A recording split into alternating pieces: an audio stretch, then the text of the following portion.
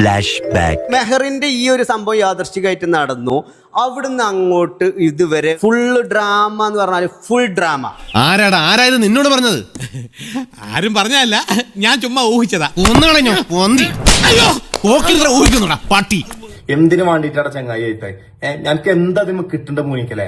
എത്ര കാലം എന്ന് വെച്ചാ ഇങ്ങനെ അപ്പുറവും ഇപ്പുറവും കത്തിച്ച് നക്കാപ്പിച്ചാ പറ്റി ജീവിക്കുക. എടോ, താൻ തേങ്ങാക്ക് പാര വെച്ച് ജീവിക്കുന്നു, ഞാൻ മനുഷ്യർക്ക് പാര വെച്ച് ജീവിക്കുന്നു. ഒക്കെ പാര ജന്മങ്ങളാടോ. തൊപ്പിയെ ഞാൻ വിളിച്ചു ചോദിച്ച സമയത്ത് തൊപ്പി പറഞ്ഞൊരു കാര്യമുണ്ട്, സായി ഇതിൽ നിനക്ക് 100% എന്നെ വിശ്വസിക്കാം. ഇതിന്റെ പിന്നെ പ്രവർത്തിച്ച കറുത്ത കൈകളെ ഞാൻ കണ്ടുപിടിക്കും.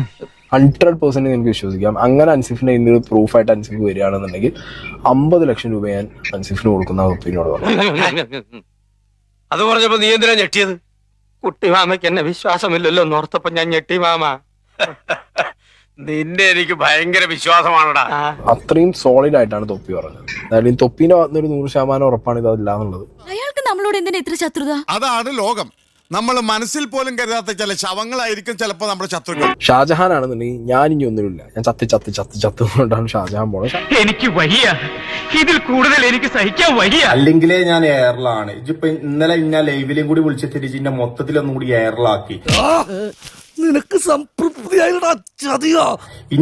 ഇന്റെ എതിരെയുള്ള പല പ്രശ്നങ്ങളും പല സ്റ്റോറികളും ഇന്നെ കൊണ്ട് ഭീഷണിപ്പെടുത്തിയിട്ട് വരെ ജിന്നെ കൊണ്ട് വെപ്പിച്ചിട്ടുണ്ട്. എനിക്കറിയാം, നിനക്ക്